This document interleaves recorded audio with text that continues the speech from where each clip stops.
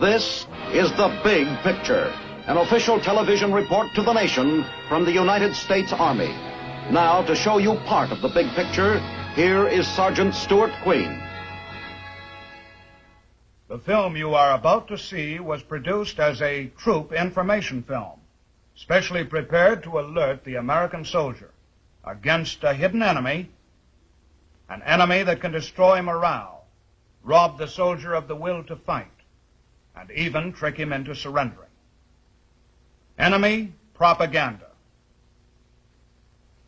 Although this study of communist deception was made for a military audience, we think that you, the American public, will also find it pertinent and enlightening. Must attach. Must go for a run. Must run further and faster than yesterday. Must go, must relax. Watch a film. A TV show. Which one? Endless scroll, email from work, email from Auntie Linda. Stop. Meant to be relaxing. Play a game. Play Tetris. Stop. Uber Eats, 50% off. Let's watch this short first. It will only take 30 seconds. Stop. Now, companies compete in a race to the bottom of tricks to grab our attention, targeting emotions, feelings, words, ideas, triggers that are increasingly difficult to resist. You might think you're immune, but are you? A study of 100 million articles on Facebook found that the most common headlines included phrases like, "This will make you cry," "People are freaking out," and "You'll be shocked to see." When radio became popular at the beginning of the 20th century, people were shocked to even contemplate the thought of an advertiser's voice in their homes. In 1922, President Hoover said that it's inconceivable that we should allow so great a possibility for service, for news, for entertainment, for education, and for vital commercial purposes to be drowned in advertising chatter.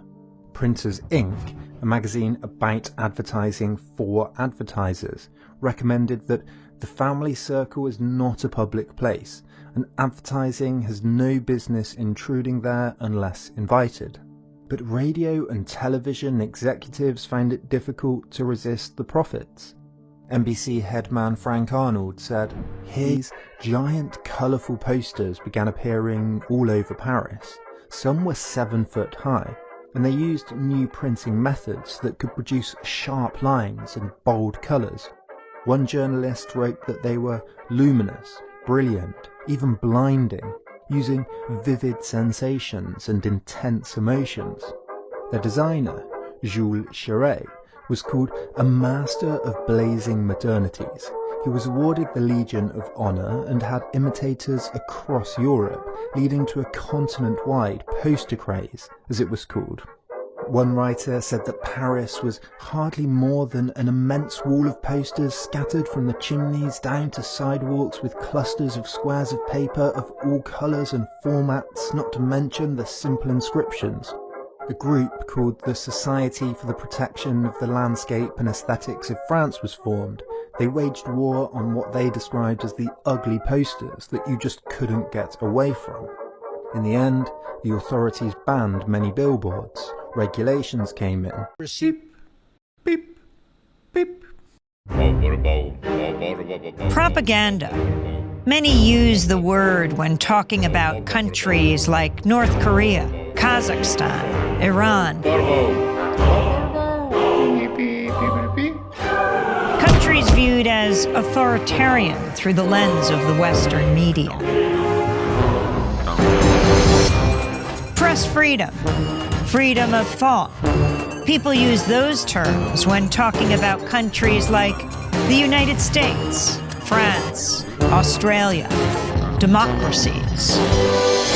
In 1988, Noam Chomsky co-authored a book with Edward Herman called Manufacturing Consent.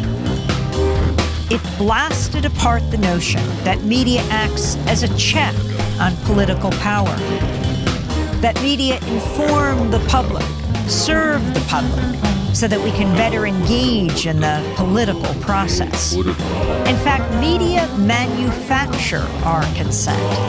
They tell us what those in power need them to tell us so we can fall in line. Democracy is staged with the help of media that work as propaganda machines. Media operate through 5 filters. The first has to do with ownership. Mass media firms are big corporations. Often they're part of even bigger conglomerates. Their endgame, profit. And so it's in their interests to push for whatever guarantees that profit. Critical journalism takes second place to the needs and interests of the corporation.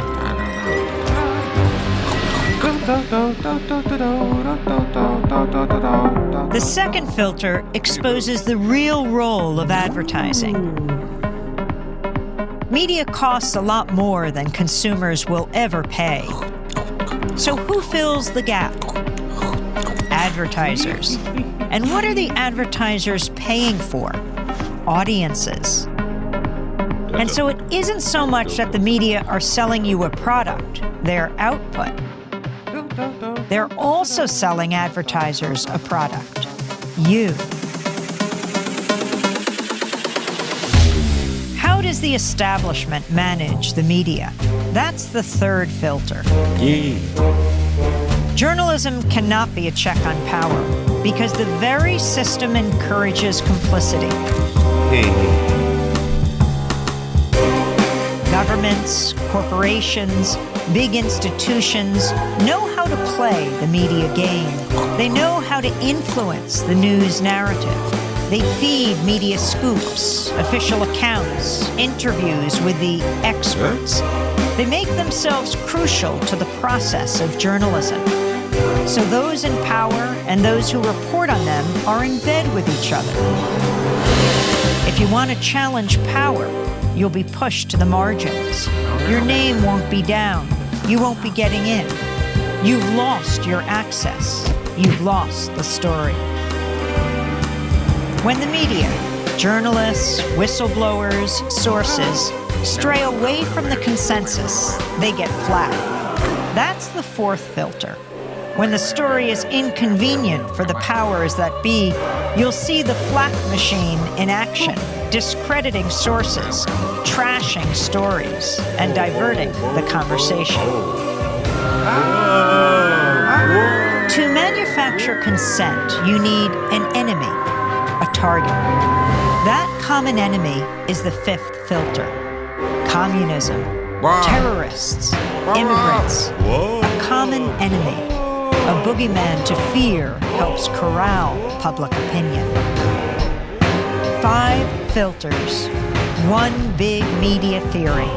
Consent is being manufactured all around you, all the time.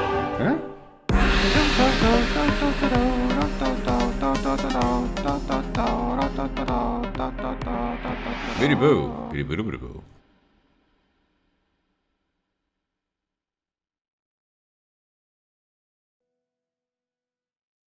Hi, I'm Fox San Antonio's Jessica Headley. And I'm Ryan Wolf. Our greatest responsibility is to serve our Treasure Valley communities, the El Paso, Las Cruces communities, Eastern Iowa communities, Mid-Michigan communities.